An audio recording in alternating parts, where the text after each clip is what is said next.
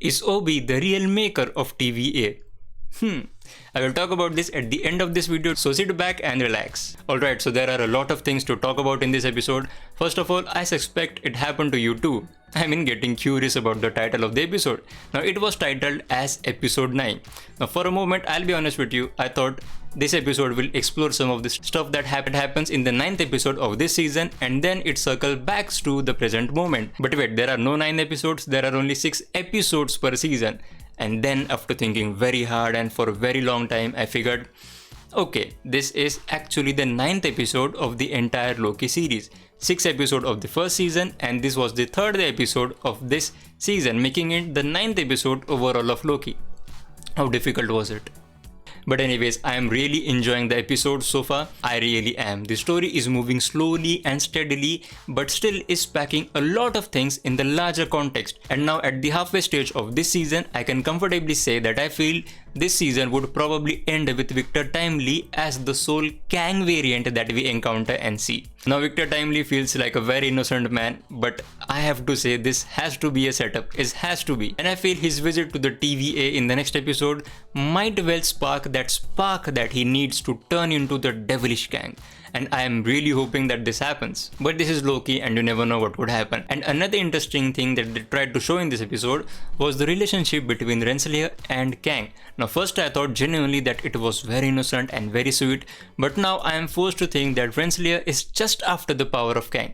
But anyways, that's a very different topic and we won't explore that. But that was a very good cliffhanger at the end, isn't it? Sylvie sending Renslayer at the end of time, the very place where she killed He Who Remains. Now there Miss Minute says to Renslayer, she knows her secrets which will make her uncomfortable. I wonder what that might be. The best part of this episode for me has to be with Sylvie again.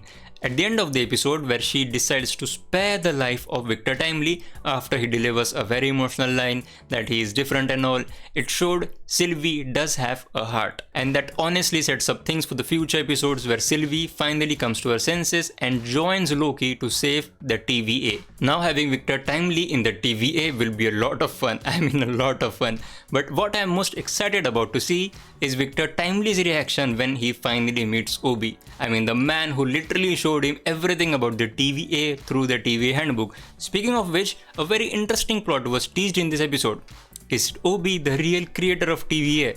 It was certainly teased, isn't it? But this is how I think it could be. Now He Who Remains used the expertise and mind of Obi to create the TVA and then simply dumped him. But he soon realized that there has to be at least one person who can save him when everything goes south. And that is why he kept Obi in the dark and wiped his memory time and again. Well, this is just a thought, but do tell me in the comments what you think about this theory. And last but not the least, a shout out to Jonathan Majors. Man, he did a fine job playing Viktor Timely. Viktor Timely was so very different from both the other Kang elements that we have encountered in the MCU. He Who Remains was slightly a comic character, you could say, and Kang that we see in the Ant-Man movie was a devilish Kang, but Viktor Timely was a very innocent, kind-hearted looking man in this one. But we don't know his true colors yet. So that's all from me in this video. Do tell me in the comments what you think about that Obi theory, and also share your thoughts on this episode. Until we meet next time, thank you so much for watching.